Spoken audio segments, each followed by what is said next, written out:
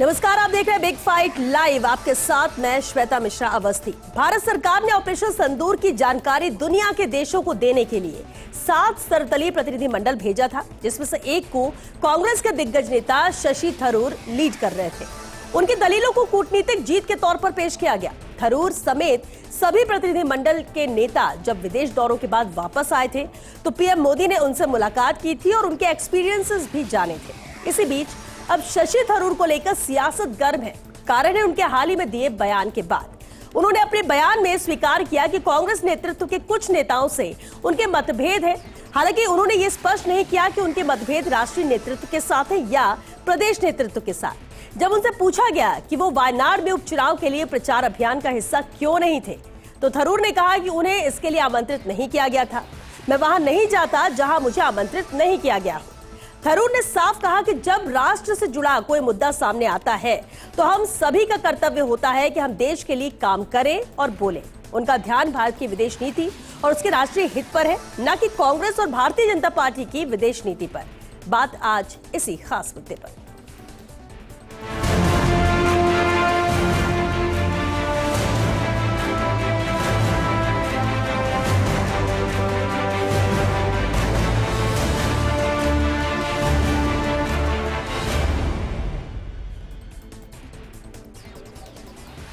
और चलिए इस खास मुद्दे पर चर्चा के लिए खास मेहमान हमारे साथ जुड़ चुके हैं। हमारे साथ है डॉक्टर अपूर्वा सिंह जी, प्रवक्ता है बीजेपी से। बहुत स्वागत है अपूर्वा जी आपका। हमारे साथ चर्चा में शामिल हुए योगेंद्र गुप्ता जी, राजनीतिक विश्लेषक है। योगेंद्र जी आपका भी बहुत स्वागत है और कुछ ही देर में कुछ और मेहमान भी जुड़ेंगे।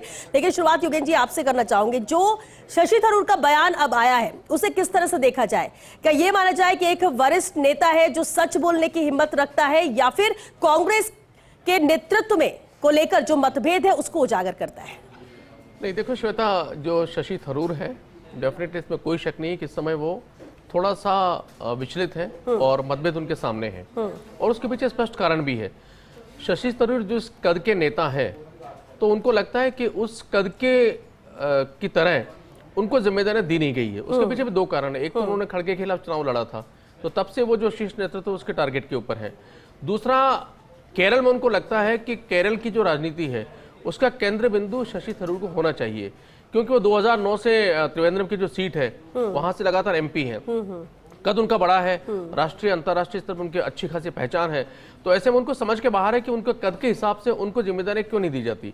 दूसरा होता क्या है कि जो दल सत्ता में होता है, भारतीय जनता पार्टी सत्ता में है, तो अपने जो बड़े नेता है उनको एकोमोडेट कर सकते हैं वो लोग। वो किसी बोर्ड में डाल सकते हैं, कहीं मंत्रिमंडल में ले सकते हैं। लेकिन जब विपक्ष में आप होते हैं तो करने के लिए बहुत कुछ होता नहीं है, संघर्ष होता है। अब वहां पर जो बड़े कद के नेता उनको एकोमोडेट कर नहीं पाते क्योंकि आपका संगठन के अलावा कोई जगह नहीं बचती है। तो ऐसे में मतभेद होना या फिर असंतोष होना स्वाभाविक है। भारतीय जनता पार्टी का जो स्टाइल है वो बहुत अच्छा है। वो इसलिए कि भारतीय जनता पार्टी को जब भी जहां मौका मिलता है, क्योंकि राजनीतिक दल है उसको गलत में मान भी नहीं सकता, कि जब भी जहां उनको मौका मिलता है वो किसी ऐसे नेता को विपक्षी दल के पकड़ते हैं जो थोड़ा सा असंतुष्ट हो और जिसके बयानों को हवा दिया जा सके और ये बताया जा सके कि किस तरीके से कांग्रेस या विपक्षी दल कितना कमजोर हो चुका है। तो उसी कड़ी में इस वक्त शशि थरूर चल रहे हैं, क्योंकि उनको लगता है उनके कद के हिसाब से जिम्मेदारी नहीं दी गई है, उनको वेटेज नहीं दिया जा रहा, वायनाड में उनको बुलाया नहीं गया। तो डेफिनेटली वो कई सारे ऐसे बयान देते हैं जो एक तरह से कांग्रेस नेतृत्व को सतर्क करते हैं कि अगर आपने अभी भी नहीं संभाला तो कुछ बड़ी दुर्घटना आपके साथ हो सकती है, शशि थरूर छोड़कर जा सकते हैं। वहीं दूसरी ओर भारतीय जनता पार्टी को एक तरह से वो बयान देकर सकारात्मक संदेश देते हैं कि हाँ, मैं वहां पर संतुष्ट हूं, अगर जरूरत पड़ी तो शायद वो कोई बड़ा कदम उठा सकते हैं। तो दोहरी राजनीति चल रही है। भारतीय जनता पार्टी अपने तरीके से उसका इस्तेमाल कर रही है, लेकिन कांग्रेस एक तरीके से बता रही है कि बहुत ज्यादा परवाह किसी नेता की उस स्तर पर नहीं करती जिससे ब्लैकमेल हो सके। और चूंकि अभी वो ऑपरेशन सिंदूर के लिए विदेश गए हैं, हालांकि कहा यह गया कि वो चूंकि एक्सटर्नल अफेयर कमेटी के अध्यक्ष थे उस नाते उनका जाना स्वाभाविक था, लेकिन ये भी आप जानते हैं कि कांग्रेस नेतृत्व तो नहीं चाहता था कि वो वहां पर जाएं। तो उनकी सहमति नहीं होने के बावजूद वो गए हैं। तो डेफिनेटली आप कह सकते हैं कि उनकी असहमति है, और असहमति की जब बात करते हैं तो वो आप स्टेट लेवल पे नहीं कह सकते, वो असहमति शीर्ष नेतृत्व से ही है, जिसमें प्रियंका गांधी भी है और राहुल गांधी भी है। ठीक है अपूर्वा जी, बीजेपी अक्सर कांग्रेस को लेकर कहती है कांग्रेस विभाजित और दिशाहीन है। शशि थरूर के इस बयान के बाद क्या आपको लगता है कि इस नैरेटिव को मजबूती मिली है? श्वेता जी, देखिए, भारतीय जनता पार्टी सदैव से व्यक्ति आई है और इस नैरेटिव के बाद ही नहीं, इस नैरेटिव से पहले भी अगर आप कांग्रेस का घटनाक्रम देखेंगे तो आपको अनेकों दृष्टांत ऐसे मिलेंगे जिससे ये साबित होता है कि लोग दिशाहीन भी हैं, पथभ्रमित भी हैं और आपस में लोगों के फूट भी है। सबसे बड़ी विडंबना आप देखिए क्या है, राहुल गांधी जी जो कांग्रेस के एक तरीके से शीर्ष पे बैठे हुए हैं, अनऑफिशियली ऑफिशियली वही चलाते हैं चीजों को, और एक शशि थरूर जी। राहुल गांधी जी हमेशा से एंटी इंडिया स्टैंड पे रहते हैं और थरूर जी कांग्रेस में होते हुए भी हमेशा प्रो इंडिया स्टैंड पर रहते हैं। राहुल गांधी जी हमेशा प्रो एनिमी स्टैंड पे रहते हैं और ये हमेशा जो है वो अगेंस्ट एनिमी स्टैंड पे रहते हैं। आप देखिए शशि थरूर जी एक बहुत इंटेलेक्चुअल और बहुत ब्रिलियंट पार्लियामेंटेरियन भी हैं। आप उनकी 6 से ज्यादा किताबों को आप स्टडी कीजिए, चाहे ईरा ऑफ डार्कनेस को स्टडी करिए, चाहे पैक्स इंडिका को आप स्टडी करिए, चाहे इंडिया द नेक्स्ट सेंचुरी को आप पढ़िए, आप उसमें पाएंगे कि उन्होंने भारत के साथ में पूरे इतिहास को आप उन्होंने उठाया, उसकी स्टडी करी और उन्होंने इसका निरीक्षण किया कि भारत के साथ में कहां भेदभाव हुआ और उसको बहुत मुखर और प्रखर तरीके से उन्होंने अपनी तमाम किताबों पे लिखा। यही नहीं, वॉशिंगटन डीसी के अंदर अभी उनका इंटरव्यू हुआ, उन्होंने ऑपरेशन सिंदूर का खुलकर समर्थन किया। उन्होंने ब्रिटेन में जाकर के ये बोला कि ब्रिटेन ने इंडिया को बहुत लूटा है और अब समय आ गया है कि ब्रिटेन को इंडिया को वापस चुकाना चाहिए।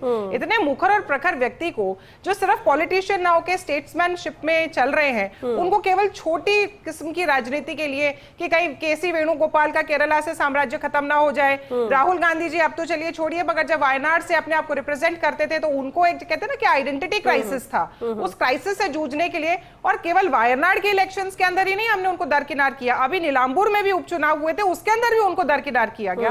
तो इस तरीके से अगर आप एक अच्छे व्यक्तित्व को, एक अच्छे पार्लियामेंटेरियन को, एक स्टेट्समैन को खत्म करते हैं तो मुझे लगता है कांग्रेस को इस आइडेंटिटी क्राइसिस से ऊपर आना चाहिए और एक हेल्दी विपक्ष की भूमिका जैसा थरूर साहब निभाते हैं उनसे कुछ सीख भी लेनी चाहिए और उनकी पथ नीति पर चलना भी चाहिए। चलिए, बिल्कुल चर्चा में हमारे साथ संजीत कुमार जी भी जुड़ गए, कांग्रेस नेता है। स्वागत है संजीत जी आपका। साथ ही महेश शर्मा जी भी मौजूद है, वरिष्ठ पत्रकार है। महेश जी आपका भी बहुत स्वागत है।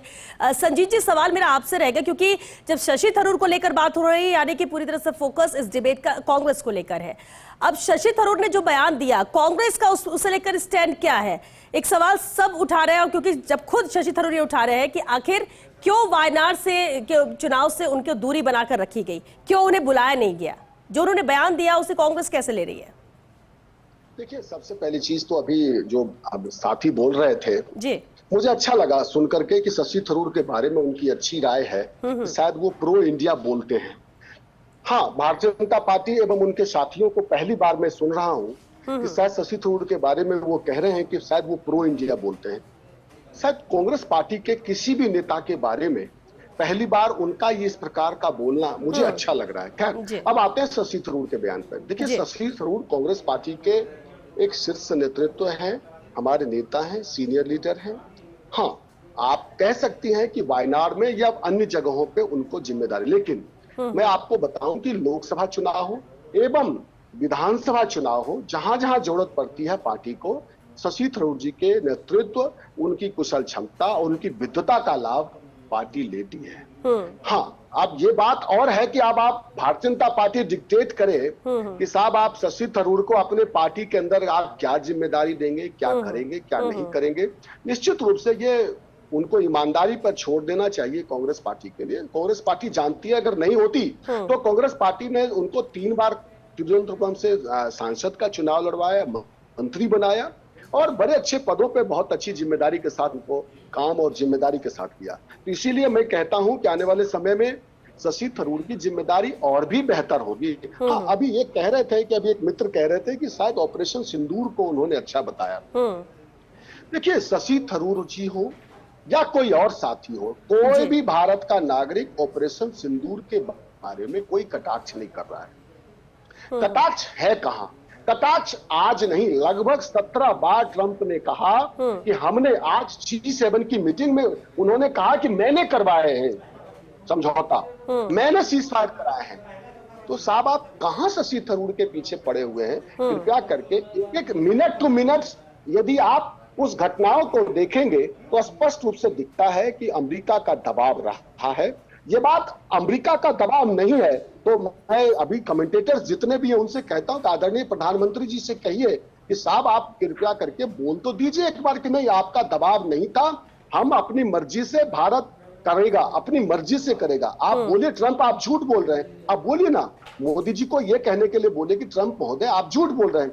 एक बात और अंत में एक प्रश्न करना चाहूंगा कि आज जबकि एशिया के अंदर ईरान और इजराइल के बीच युद्ध चल रहा है, उस युद्ध में मैं कहना चाहता हूं, आप बहुत सारे लीडर्स से, वर्ल्ड के लीडर्स के बारे में आप पता कर लीजिए कि कौन सा लीडर जो एशिया का हो, जो अपने देश छोड़ करके आज इस कठिन परिस्थितियों में एशिया को छोड़ करके कहीं और जगह, साइप्रस और क्रोएशिया की यात्रा कुछ दिनों बाद भी हो सकती थी।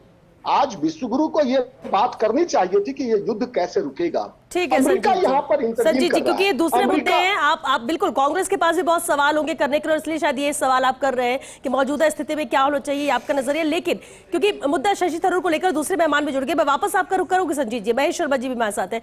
महेश जी, अभी इसलिए भी क्योंकि जब से डेलीगेशन भेज रहा था, शशि थरूर का नाम सिलेक्ट होना, शशि थरूर को भेजना, उसके बाद से ही लगातार सवाल इसे लेकर उठ रहे थे, लगातार चर्चाओं में शशि थरूर बने हुए थे। अब जब शशि थरूर का ये बयान है जिसमें वो दर्शाते हैं कि कांग्रेस के अंदर भी कई ऐसे नेता हैं जिनसे मेरे विचारों में मतभेद है, ये कहीं ना कहीं दर्शाता है कि अभी पहले जैसी स्थिति कांग्रेस के अंदर नहीं रही शशि थरूर को लेकर, भले ही आज वो तारीफ कर रहे हैं। या फिर वाकई में आपको लगता है कि डेलीगेशन को भेजना, या उस समय वो बात हो गई, चैप्टर क्लोज हो गया? क्योंकि अगर ऐसा होता तो शशि थरूर का इस तरह का बयान अब नहीं आता। देखिए, जिस तरह से जो बात है लोकतंत्र में, चाहे राजनीतिक पार्टी के लोकतंत्र की बात करें तो निश्चित रूप से मतभेद होते हैं नेता, वैचारिक मतभेद होना भी चाहिए। क्योंकि अगर किसी पार्टी को शुद्ध लोकतांत्रिक पार्टी कहने का हक है तो वो इसके लिए है कि उन मतभेदों को देखना चाहिए, पहचानना चाहिए, और उसके साथ उसमें कोई अपना वैचारिक मतलब क्या कहते हैं जो भी है उनको ध्यान रखना चाहिए। अब सवाल ये आ रहा है कि कांग्रेस के साथ एक सबसे बड़ी मजबूरी है जी, वो है कि अगर केरल में शशि थरूर को अलग कर दिया जाए तो उससे वहाँ की स्थिति उसकी बड़ी कमजोर हो जाएगी। आज वह वामपंथी जो है मोर्चा सरकार, वो ज़्यादा प्रभावशाली हो जाएगी। और शशि थरूर, वेणुगोपाल या वगैरह जो भी है, अगर इनमें सामंजस्य नहीं रहे या इनमें जो कोई भी मतभेद किसी भी बात को लेकर, जैसे मेरे पूर्व वक्ताओं ने बताया कि वो वाडियार वाला चुनाव हो या और किसी दूसरे चुनाव हो, उनको एक दूरी बना के रखिए। निश्चित रूप से कोई भी है और वहाँ का नेता और सर्वमान्य नेता है, राष्ट्रीय स्तर का, जिसका वैश्विक फलक भी है, तो उन चीज़ों को उनको मतलब महत्व देना चाहिए। अगर पार्टी ये सोचे कि बल्कि सिर्फ उच्च कमान से चलेगी या जो हमने निर्धारित किया हमारे निर्देश ही आपके लिए पत्थर की लकीर है, तो वो नहीं होना चाहिए। आप ये कहना चाह रहे हैं कि जिस तरह का बयान शशि थरूर ने दिया है, उसके बावजूद क्योंकि कमजोर कांग्रेस वहां पड़ सकती है, इसलिए मजबूरी है शशि थरूर को साथ लेकर चलना? बिल्कुल लेकर चलना चाहिए, लेकर इसलिए चाहिए, नहीं तो वहां पे वामपंथी मोर्चा सरकार जो है बार बार में एक बार मतलब पिछले 10 साल से करीब सत्ता में नहीं है, और अगर सत्ता में लौटना है तो वहां के जितने भी क्षत्रप हैं उन सबको एक सामंजस्य बैठा करके आगे बढ़ना चाहिए। ये तो रहा, और राष्ट्र और स्वयं कांग्रेस के लिए भी चाहिए कि उनको ये सम्मान, सबसे बड़ी जो लड़ाई हुई है वहाँ मतभेद ज्यादा उभरा है जब उन्हें मतलब जो भारत के प्रतिनिधि मंडल में उनको एक नेता के रूप में अमेरिका भेजा गया था। तो ये आप ये देखिए, इसमें उन्होंने साफ भी कहा है, ये भी सोचने की बात है, पहले देश है पार्टी बाद में। तो ये जो सिद्धांत के पहले पार्टी और पहले देश है, तो ये वाली जो सिद्धांत से मतभेद हो सकता है, लेकिन वापस रुख करते हैं डिबेट का, क्योंकि चर्चा लगातार हम कर रहे थे थरूर के नीति पथ पर। और योगेंद्र जी, सवाल मेरा आपसे रहेगा, क्योंकि जो बयान आया शशि थरूर को, उन्होंने कहा कि मुझे जहां बुलाया नहीं जाता मैं वहां नहीं जाता हूं, इसे किस तरह से देखा जाए? क्या ये उनका निजी असंतोष था, इसलिए उन्होंने ये बात कही? नहीं, उन्होंने जो बयान दिया है श्वेता, इसके दो मायने हैं। पहला मायना ये है कि वो बता रहे हैं कि मैं खुददार स्वाभिमानी नेता हूं, अगर आपको मेरी जरूरत नहीं है तो फिर मैं भी आपके पास में नहीं आऊंगा। राजनीतिक गरिमा का संकेत दे रहे थे। हाँ, बिल्कुल वो इस तरह से भी ले सकते हैं। और तो उन्होंने बता दिया कि मैं खुददार हूं। और दूसरा इसका अप्रत्यक्ष संदेश जो कांग्रेस को है वो ये कि अगर मेरी खुददारी पर ज्यादा चोट हुई तो मैं आगे कोई फैसला भी ले सकता हूं। ये अप्रत्यक्ष संदेश वो दे रहे हैं सीधा सीधा, और ये सीधा संदेश है वो राहुल गांधी को है। देखो, कांग्रेस में हो क्या रहा है कि कांग्रेस बड़ी उफाव की स्थिति में है। कांग्रेस के राष्ट्रीय अध्यक्ष खड़गे, लेकिन अप्रत्यक्ष रूप से अगर देखा जाए तो अध्यक्ष राहुल गांधी, पर राहुल गांधी जिम्मेदारी को लेते नहीं है। अगर शशि थरूर को देखा जाए तो शशि थरूर बेसिकली राहुल गांधी कैंप के जो लीडर हैं वो रहे हैं, तो उनकी शिकायत भी राहुल गांधी से है। राहुल गांधी चूंकि खुद वायनाड से एमपी है, तो उनकी शिकायत है कि वायनाड से आप एमपी हैं, आपने मुझे बुलाया नहीं, अब केरल में चुनाव होंगे, मुझे नेतृत्व आप देंगे नहीं, तो सारा मामला बहुत उलझा हुआ है। तो शशि थरूर बार बार जो बयान दे रहे हैं वो एक तरह से कांग्रेस नेतृत्व को आगाह कर रहे हैं कि अगर आपको मेरी जरूरत है मुझे उचित स्थान दे, और अगर आप मुझे स्थान नहीं देंगे तो फिर मैं भी अपना फैसला लेने के स्वतंत्र हूं, मैं निरीह रहकर आपके पास में नहीं आऊंगा। ठीक है संजीत जी, इस पर एक कमेंट चाहेंगे क्योंकि वक्त भी खत्म हो रहा है, कि एक रिएक्शन जरूर चाहूंगी मैं। जो शशि थरूर को लेकर कहा जा रहा है कि कांग्रेस के साथ या कांग्रेस से मन भर गया या कुछ बन नहीं रही है, मतभेद है, कांग्रेस को ज्यादा जरूरत है शशि थरूर की या शशि थरूर को कांग्रेस की जरूरत है? चलिए वापस डिबेट का रुख करते हैं। संजीत जी आपसे रिएक्शन चाहेंगे क्योंकि उस वक्त मैंने आपको रोका था, जवाब दीजिए क्योंकि वक्त भी खत्म हो रहा है। जी, मैं ये कह रहा था कि सवाल सुचिता का है, सवाल है पार्टी का इंटरनल डिसिप्लिन। यदि कोई भी व्यक्ति हो, शशि थरूर जी अब आज की तारीख वो सीडब्ल्यूसी के मेंबर भी हैं, और मैनिफेस्टो कमेटी जब पार्लियामेंट के अंदर जब मैनिफेस्टो कमेटी बनी थी तो उसके वो मेंबर भी थे। तो पार्टी ने जब जब मौका लगा वो पार्टी में चुनाव भी लड़े। आज क्या भारतीय जनता पार्टी क्लेम कर सकती है कि वहां चुनाव होता हो? आपको कुछ दिन बाद उनका नॉमिनेटेड अध्यक्ष अभी तक नहीं चुन पाए, हो सकता है नॉमिनेटेड होगा, चुनाव करा पाएंगे क्या? चलिए, तो मैं ये कहना चाहता हूं कि पार्टी के अंदर, कांग्रेस पार्टी के अंदर इनर डेमोक्रेसी है। इनर डेमोक्रेसी को आप पार्टी की मतभेद में ना बदले, और कृपया करके भारतीय जनता पार्टी के नेताओं से कहना चाहता हूं, यदि आपके यहाँ अगर इंटेलिजेंसिया की कमी है तो कृपया करके कांग्रेस पार्टी को अपूर्वा जी चाहती हूँ और दर्शकों से भी यही चीज कहना चाहती हूँ कि अगर किसी पार्टी का एक इतने बड़े कदावर नेता है जिसने राष्ट्रीय अध्यक्ष का चुनाव फाइट किया हो और जिसको साजिश करके हराया गया हो, सामने कौन जीता है आप उनके कैलिबर को, जिसको हराया गया उसके कैलिबर से आप कंपेयर करके देख लीजिए। क्या खड़गे साहब किसी भी पैरामीटर के ऊपर थरूर साहब से ऊपर कहीं स्टैंड करते हैं क्या? और ऐसे व्यक्ति को वायनाड के बाई इलेक्शन, लोकसभा में ही नहीं बल्कि नीलांबूर के जो विधानसभा के बाई इलेक्शन हुए उसमें भी अगर दरकिनार किया जाता है, उसको उसके स्टेट से महरूम रखा जाता है, तो इससे बड़ा पाप जो है वो कांग्रेस कर नहीं सकती किसी नेता के साथ। Mahesh ji final comment. जी देखिए, जहां तक हो कि अगर कोशिश ये करनी चाहिए पार्टी को, या मतलब किसी तरह से शशि थरूर को समझाए, किसी तरह से उनको मना करके और उनके ईगो को सेटिस्फाई करके पार्टी में रखना चाहिए, क्योंकि अच्छे कद्दावर नेताओं को आज कांग्रेस पार्टी को फिर से उठने के लिए जरूरी उसकी ज़रूरत है, और इसके लिए पहल पार्टी हाईकमान को करना चाहिए। ठीक है, क्योंकि वक्त खत्म हो चुका। बहुत शुक्रिया आप सभी का इस चर्चा में शामिल होने के लिए। देखिए, थरूर का नीति पथ क्या है वो स्पष्ट कर चुके हैं। जो बयान आया, हालांकि चर्चाओं में पिछले कई दिनों से लगातार शशि थरूर है, जब से डेलीगेशन गया, डेलीगेशन में नाम आया और उसके बाद डेलीगेशन वापस आता है, पीएम से मुलाकात होती है और कांग्रेस के अंदर भी मतभेद है, विचार नहीं मिलते हैं, ये खुद शशि थरूर ने कहा। लेकिन इतना जरूर स्पष्ट कर दिया उन्होंने कि जब देश की बात आएगी तो मेरे लिए वो सर्वोपरि है, और इसलिए बीजेपी या कांग्रेस की नीति क्या कहती है मैं उस पर नहीं जाऊंगा, उससे ऊपर मेरे लिए देश हित है। लेकिन अंदरूनी तौर पर क्या राजनीति चल रही है, क्या वाकई में मतभेद है, क्या वाकई में कांग्रेस और शशि थरूर अलग थलग नजर आ रहे हैं, या फिर दोनों की मजबूरी एक दूसरे के साथ रहना, या आने वाले वक्त में क्या कुछ अलग भी देखने को मिल सकता है, इंतजार इसका भी रहेगा। लेकिन इतना जरूर है कि चर्चाओं में शशि थरूर हैं और उनके बयान के बाद और भी ज्यादा चर्चा इस बात को लेकर हो रही है कि क्या वाकई में कांग्रेस से कहीं शशि थरूर का मन तो नहीं भर गया, या फिर जो विचारों की बात की जा रही है उसमें अब पूरी तरह से मतभेद आ गए। बहरहाल बिग फाइट लाइव में आज के लिए बस इतना ही। नमस्कार।